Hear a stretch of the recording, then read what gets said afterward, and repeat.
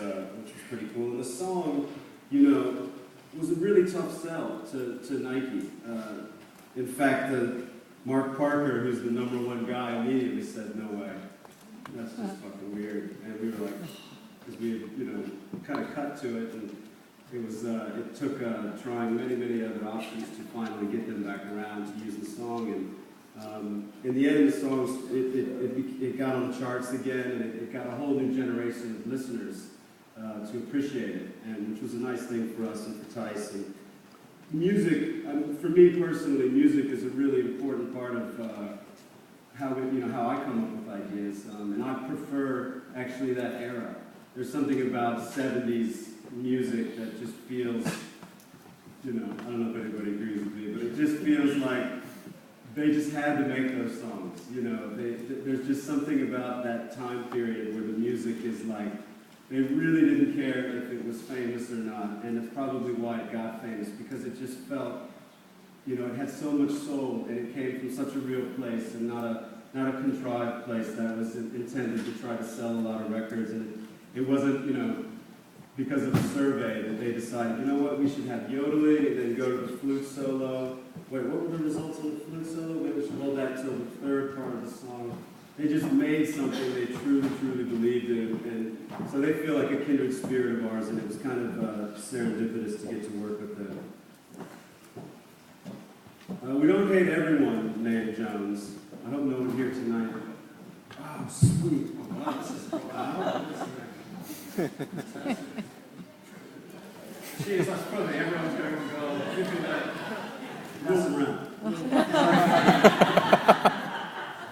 All right, so we like some Joneses. We like Spike Jones. He's pretty cool. He feels like a very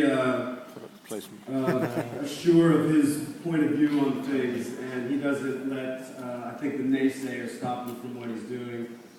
He's made great work in advertising, music videos. He runs VBS TV now, which is a great outfit that does a lot of interesting content. You know, he makes movies with a 7.5 floor or whatever it was, and John Malkovich with Charlie Kaufman had quite a good run there. And I don't know if you have children or have ever read Where the Wild Things Are, but he was pretty much told, I think, by everyone in Hollywood that you can't make a movie out of like a 10-page children's book. And I don't know if you've seen it, but like my kids were crushed for like an hour after. It just hit them somewhere that was really powerful. And we like Spike. He's pretty cool. The other guy we like is Chuck Jones. They're the only Chuck Joneses we've called out here. Chuck Jones, for those who don't know, is the originator of the Looney Tunes sort of cartoons. So, you know, Bugs Bunny, Yosemite Sam, Porky Pig, all these guys. I mean, I think he was just a genius in, you know, cartoons up to that point where it was, well, childish, of course, because that's who they were targeted to, but he elevated the genre. He brought it into this very elevated, sophisticated space, and I think, you know, he basically treaded the line between stuff that appealed to adults and kids at the same time. It's something I guess you could say about The Simpsons today, but you know, I think they definitely preceded that sort of time. Yeah, I think those things are here because, I mean, there were some seriously esoteric and intellectual references going on in Bugs Bunny that I think, you know, was the kind of birth of me understanding wit and cleverness, and for it to come in a format that I think, I'm sure people told him, you know, you can't reference, probably reference Socrates or, you know, philosophy in some of these. I mean, Bugs was quite a philosopher himself. And he really messed with people's minds in the cartoons. And the quote we pulled from him, which we thought was really great, and speaks to this notion of trusting in your own culture and your own idea of what you think should be good. He said, we didn't make, when he was asked about, you know, who are you making these for in the early days before he was revered as kind of the master of his art. And he said, we didn't make them for anybody, we made them for ourselves, which was probably the most sensible way to do it anyway. And so, I guess if he would have made music, he would probably have been in focus. And you know what? Is this a very uncanny. Chuck Jones on the left and this guy Dan Wyden on the right, who we had the fortune to work for. I don't know if they're related, but I think they have a lot of the same thoughts, and clearly in the world of facial hair, glasses, and hairlines, they seem to agree listen to Dan, what he has to say about this.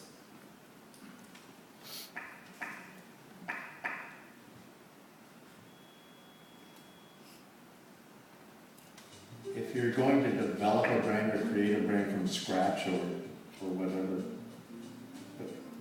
what everybody wants to know about a brand is, who are these people?